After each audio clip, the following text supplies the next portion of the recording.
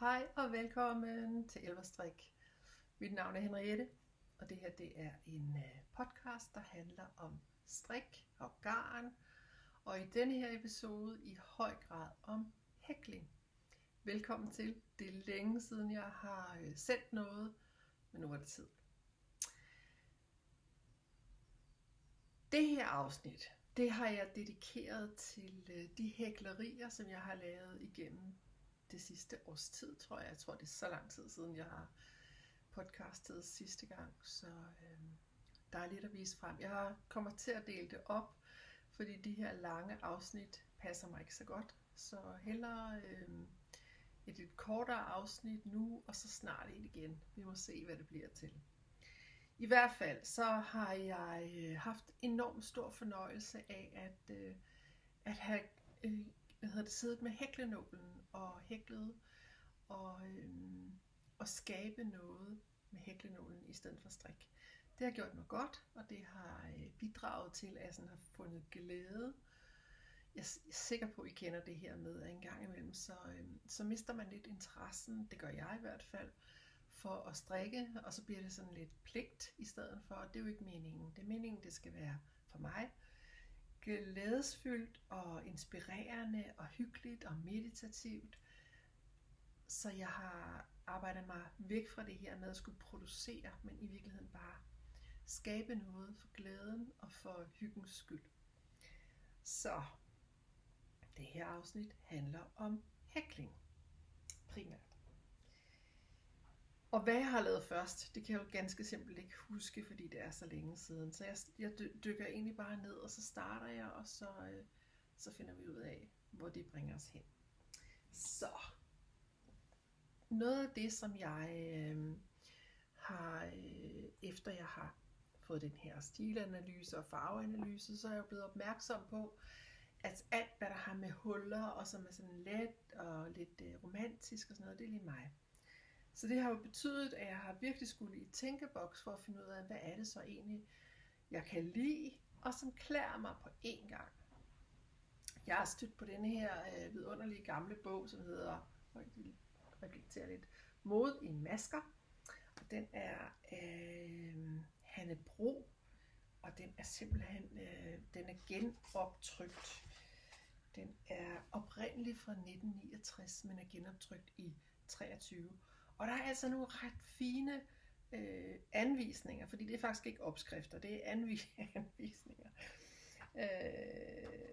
Ja, og denne her, den blev jeg ganske inspireret af. Men den klæder mig ikke med den der høje udskæring, der går helt herop til, og det her sådan lidt formløse snit, lidt 60'er snit, det er ikke så godt, så jeg har modificeret det ganske meget. Det er blevet til denne her vidunderlige karryfarvede hulhæklingsting med en dyb rund udskæring, og den er helt vidunderlig. Jeg har hæklet den i Holst Coast, så den er meget let og luftig. Og den kræver en strop indenunder, men det giver også en meget fin effekt. Så den har det her, nu skal vi se, om jeg kan vise det. Den har det her mønster, som egentlig er ganske simpelt. Og det man gør, det er bare, at vi starter oppefra, og jeg har jo så i stedet for straks at lave hals heroppe, som vi nærmest vil kvæle mig, så har jeg fortsat lige ned og taget en lille smule ud, og så samlet til sidst her i den. Så jeg får den her fine, dybe, runde halsudskæring. Den har lange, lige ærmer, og det her meget lette udtryk. Jeg har ikke lavet udtagninger eller indtagninger på ærmet. Men det jeg så har gjort for at få den lidt taljeret, det er, at da jeg nåede ned til omkring taljen, så begynder jeg at hækle flere luftmasker imellem de her rapporter, og de her stangmaskrapporter, de går fra at have 2 stangmasker til at få 3, og til sidst slutte af med 4. Så på den her måde, så får man lidt facon på den. som er klædeligt til mig. Den blev jeg simpelthen så glad for, og jeg har brugt den så meget, så jeg havde lyst til at lave en kjole i samme mønster. Og det har jeg så gjort. Den er blevet lilla. Og den er tykkere garn. Det er, jeg kan faktisk ikke engang huske, hvad det er for noget. Men samme princip, samme metode, bare selvfølgelig lidt meget længere. Men ellers det samme. Den åbne, dybe, runde hals. Og da jeg nåede til taljen, begynder jeg at lave flere luftmasker mellem rapporterne. Og flere stangmasker i de enkelte rapporter. Og den er også lige i ærmet. Men den får også den der taillerede, meget fine facon, som klæder mig. Den skal selvfølgelig også have sådan en stropkjole indenunder, for at den, man behøver ikke at se det hele. Så den er også super, super fin. Den har jeg ikke fået brugt endnu, fordi at, jeg mangler at få syet mig en lilla underkjole, der passer til. Og det er til gode. Jeg er også lidt spændt på faktisk, om den er god, fordi jeg synes efter jeg er kommet i overgangsalderen, så, jeg sveder jo. Sørme. Så jeg ved ikke, om den er for varm. Men den er i hvert fald hæklet, og det var hyggeligt, og det var skønt, og det var vidunderligt at hækle. Så har jeg sådan været lidt på sådan, hvad kan man sige, det hjemmegjorte, der hvor der ikke er nogen opskrift, der hvor jeg bare er blevet inspireret af et billede, der hvor jeg er blevet inspireret af et udtryk eller en stemning, og simpelthen bare har grebet min hæklenål og arbejdet derfra. Og det er simpelthen resulteret i denne her hyggelige røde blomsterbluse. Jeg prøver at tage den helt tæt på, så jeg kan bedre se det. Og det består simpelthen af en hulens masse af de her blomster. Det er egentlig bare sådan en af de der almindelige hæklede blomster, man kender fra,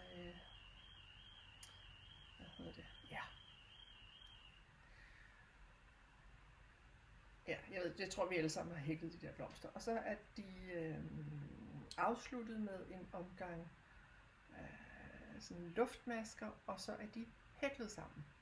Så det vil sige, de er de her, de er vel egentlig de sekskantede. Ja, der er 6 kronblade på de her blomster, og der er 4 omgange på dem. Så 4 omgange, hvor jeg er inde og, kan man se det herfra måske, sådan hækle ind under, sådan så den løfter sig som sådan en slags 3D-effekt. Også meget luftig, men det er bare en hulens masse af de her blomster, som er hæklet sammen, og til de havde den facon og den størrelse, som jeg gerne vil have. Og den har også den her dybe runde hals, som er god til mig, og så har den korte ærmer.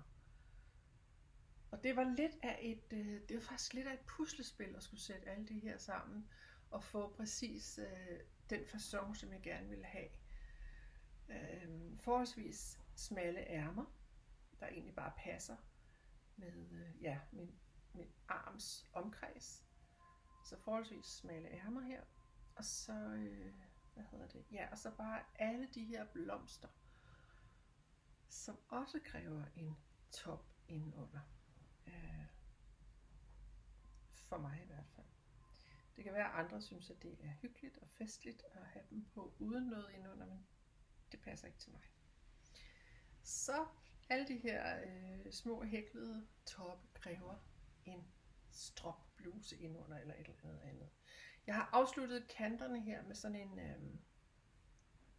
hvad kan man sige? Kan man se det sådan her? Det tror jeg, man kan.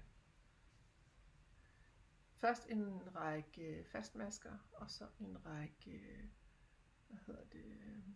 en stangmaske med nogle luftmasker, en stangmaske med luftmasker, og så fastmasker i alle de der buer der, kan man se det. Jeg vil se, om jeg kan få det til at zoome ind. Måske. Og det har jeg også afsluttet med på ærmekanterne. Ja. I bunden har jeg ikke afsluttet. Der afslutter den simpelthen bare med de her blomster, der hænger lidt ned som sådan lidt guirlander. Og giver det her meget, meget hyggelige, sådan lidt afslappede udtryk, som jeg rigtig godt kan lide. Den er også hæklet i Coast fra Holst, i den her helt vidunderlige, sådan lidt tomat rødbrune farve. Skønt. Det er dejligt garn, det der Coast, fordi det er så let. Det løber jo i uendeligheder. Og så samtidig så er det let og enormt blødt. Det er virkelig, virkelig glad for det garn. Det synes jeg er skønt. Nå, lad os se, hvad der ellers har været. Og fordi det her, det er jo hjemmegjort, så er der jo ikke nogen anvisning eller noget. Jeg så jo bare et billede og tænkte, kan jeg skabe noget, der ligner det? Og det kunne jeg godt, og den er blevet så skøn. Og det samme er der med den næste her. Den skal jeg lige have fat i her. Det er også en inspiration fra et eller andet, hvor jeg tænkte, kan jeg ikke gøre noget med noget tyk, fed hørgarn og nogle oldemors firkanter? Og det kunne jeg. Så. Denne her, den har været lidt af en udfordring faktisk, fordi at det her hørgarn, det er så glat. Og jeg synes, jeg havde været rigtig god til at hæfte ender. Jeg havde virkelig fået syet dem ind. Og hver eneste gang, jeg har vasket den, så har de her ender, de har kravlet ud. Og gudskelov, så er det jo sådan med hækling, at når det er fra midten, så kan det ikke travle op. Men jeg har jo været nødt til at fange alle de her ender og montere dem igen. Det har ofte været sådan herinde i midtercirklen her, som er løsnet, så jeg skulle have fanget alle de her små ender. Nå, men det her, det er sådan en rigtig oversize, løs, ud over bluse, som er lavet af oldemors firkanter på diagonalen, og med en dyb, dyb væveskæring. Og ærmer, som er lidt sjove, fordi de er sådan trekantede. Der er, ja, man kan se, at der er, se om jeg kan vise det. Der er en hel firkant her, og så er der en halv firkant, hvor den kvarte er på den ene side, og den kvarte er på den anden side, hvis det giver mening. Og ellers så er den lavet af de her hele og halve firkanter. Bunden er lige over, og der sat de der halve firkanter ind her, for at få en lige kant. Men prøv lige at se her, det er det her meget tykke, fede hørgarn, som er tungt af pommers til og glat, men det er så rart at have på, når det er sommer. Det er sådan helt vidunderligt. Og den er simpelthen bare kantet. Jeg har syet dem sammen. Dem har jeg ikke hæklet sammen. De er syet sammen efterfølgende. Og det var også et puslespil for det til at passe. Og ja, så har jeg hæklet også sådan en meget lige til og tynd kant. Jeg tror egentlig bare, jeg har hæklet luftmasker og så en stangmaske ind hister her, hvor jeg synes, at nu passer det egentlig meget godt. Så den har jeg været helt vildt glad for. Jeg har brugt den så meget. Den er så vidunderlig ud over et eller andet. Det kan være en kjole, det kan være en top eller et eller andet. Meget åben og bred, og når man har den på, så løfter den sig sådan lidt fortil. Det er svært at se her. Jeg lige prøve at se, om jeg kan arrangere mig lidt opad. Den løfter sig sådan lidt opad, så den får sådan, det er sådan lidt hængeeffekt på ryggen, og ser meget, meget fint og klædeligt ud. Ja, så det var denne her. Gammel hør fra bagerst i skabet, og en meget tyk. Jeg tror faktisk, jeg var oppe og bruge en 0,6 til den. Det er en ret kraftig hør, den her. Så, dejlig bluse.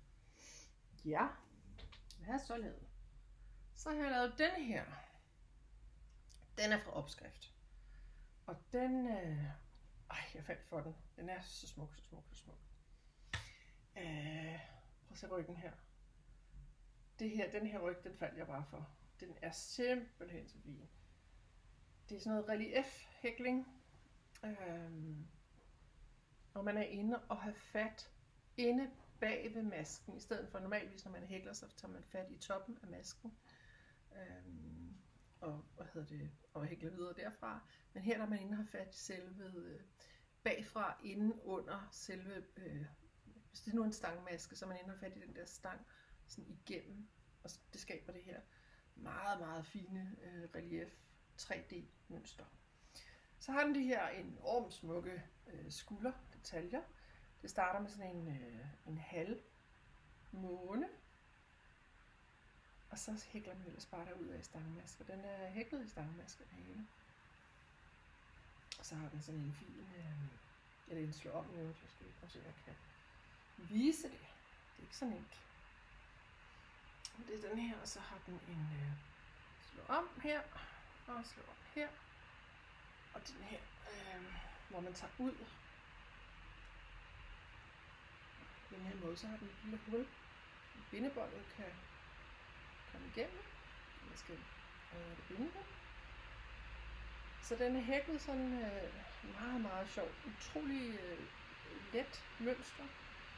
Meget, meget fint og anvisende. Den hedder Willow. Det kan jeg faktisk ikke huske, man kan se. Willow crop top.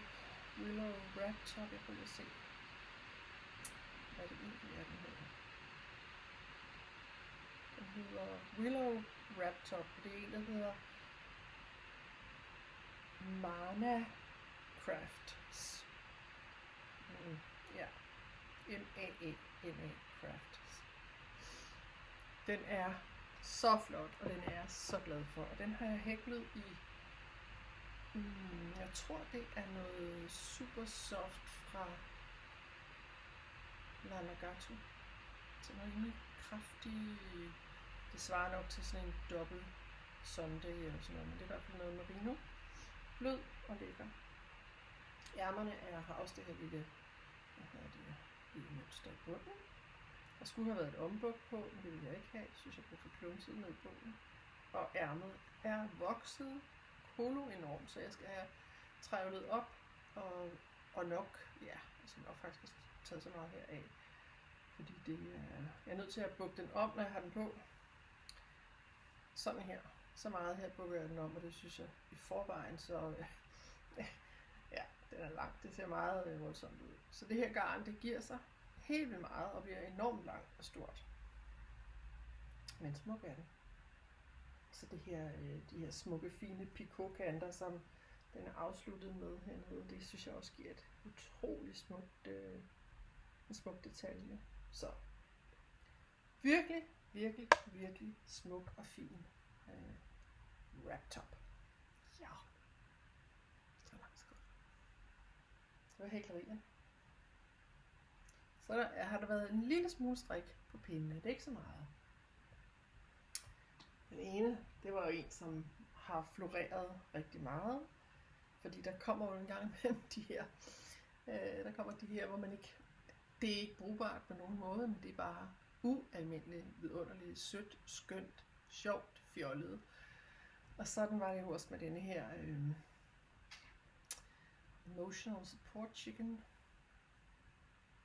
Ja, jeg kan ikke huske, hvem der har lavet opskriften, men den er sød. Og man får sådan lyst til at kramme den. Min har fået lyserøde øjne. Sådan nogle lyserøde glimmerøjne. Jeg tror, de var fra Selfmade. Den er bare så sød. Og blød, og den er bare lavet rester.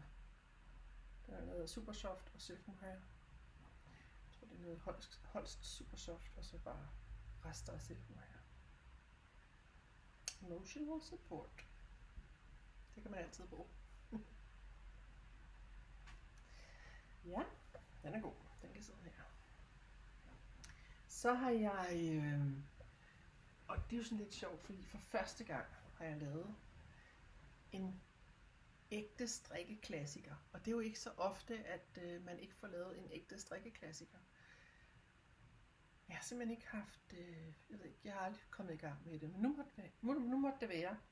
Så jeg samlede mine rester i gode farver og tilkøbte lidt, fordi der manglede lidt, og så kom jeg ellers i gang med at få strikket et Vertices Unite.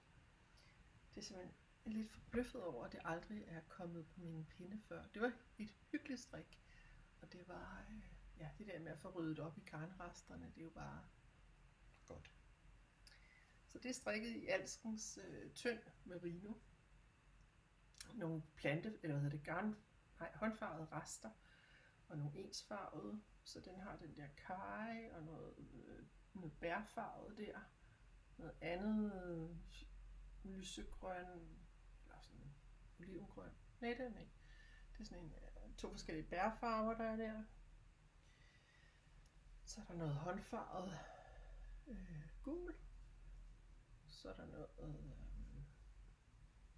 sådan noget rust og noget håndfarvet sådan orange farver, grøn orange. Så er der sådan en karry, sennep, halløjsa, til sidst her. Og den lille sektion her, er det sådan en aubergine eller blomme, om man vil. Men i hvert fald, smukt er det, og jeg har lavet den store størrelse. Og det kan man jo virkelig pakke sig ind i. Jeg tror, det er blevet 2,5 meter langt eller sådan noget. Det giver sig jo susende meget, det her merino, når man vasker og blokker det. Jeg har ikke engang blokket det særlig voldsomt. Jeg trak bare lidt i enderne, da jeg havde vasket det. Og alligevel så endte det med de der 2,5 meter. Kanten har jeg lavet i den mørke aubergine der. Ja. Og da jeg havde lavet det, så havde jeg jo stadigvæk rester tilbage i de her vidunderlige farver. Så i gang måtte jeg med et nyt projekt. Og jeg havde set en efterligning af sådan en Missoni sweater. Og jeg synes, den var så smuk. Men pasformen var forholdsvis høj hals, dropskulder, og det er bare ikke godt til mig. Jeg får sådan en meget kasset facon. Så jeg tænkte, jeg bliver nødt til at finde på noget selv. Så jeg udarbejdede eller regnede ud, hvad jeg skulle gøre for at få præcis det, som jeg gerne ville have til den her Missoni lookalike. Og den kommer her.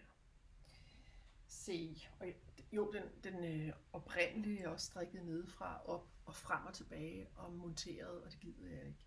Jeg synes, det er noget rod, når man kan strikke rundt, og man kan strikke op fra og passe den og sådan noget. Det er meget bedre. Det passer bedre for mig. Så langt så godt. Så jeg er her, hvor jeg,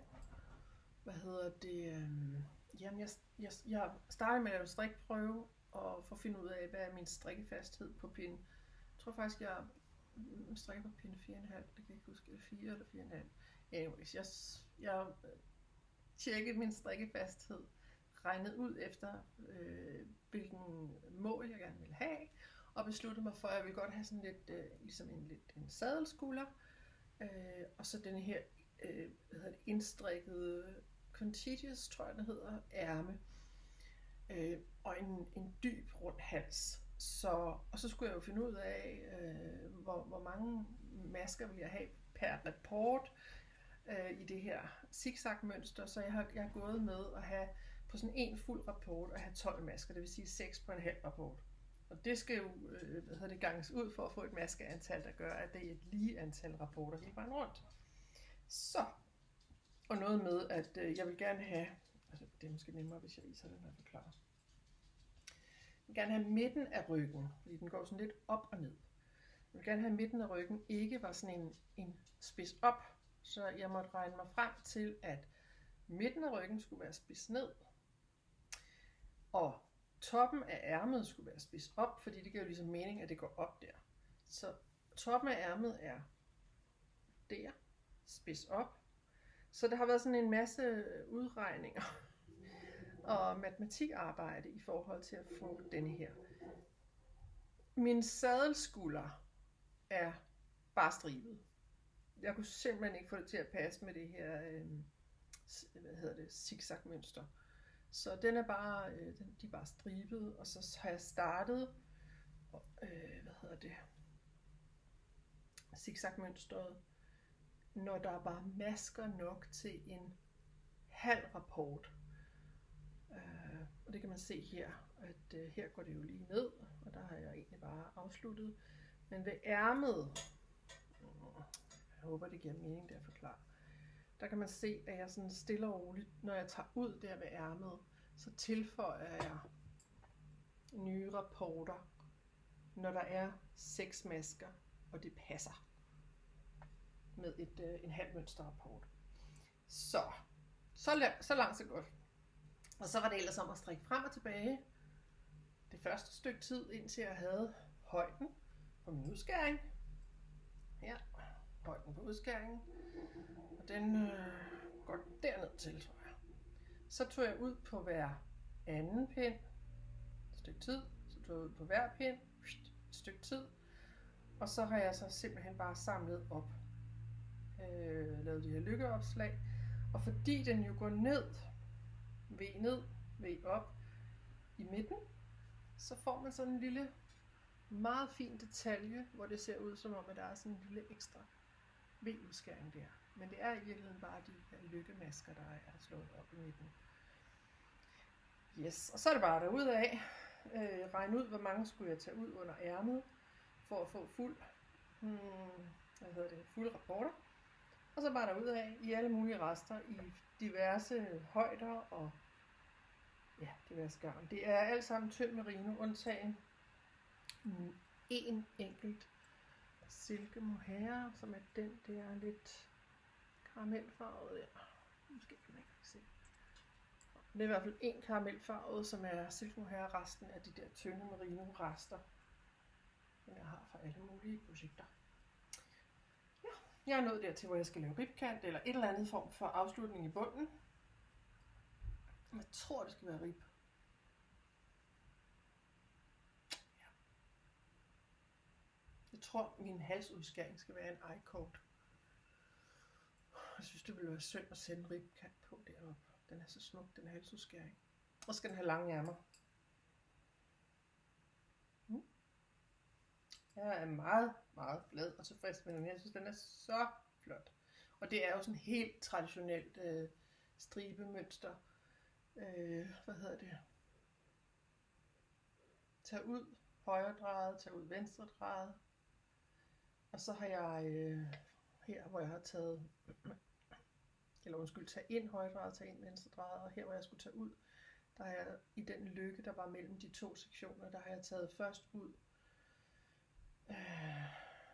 en venstre udtagning og så en højre udtagning i den samme lykke, for jeg vil ikke have hulmønster, men det giver sådan en meget fin effekt, sådan lidt ligesom en lille kæde faktisk, der løber ned her igennem udtagningerne. Ja, det er jeg meget tilfreds med. Så det er simpelthen min Missoni Lookalike. Den er jeg glad for. Ja. Jeg håber, jeg bliver færdig snart. Så har jeg en hulens masse andet på pindene, men det har jeg ikke taget med herhen. Og jeg tænker også, at det er nok for nu. Så vil jeg hellere se, om jeg kan finde tid til at lave en ny podcast, inden der er gået alt for lang tid. Og dele, hvad jeg har på pindene, hvad jeg er blevet færdig med. Ja. Tak fordi du så med, og fortsat dejlig sommer. Vi ses.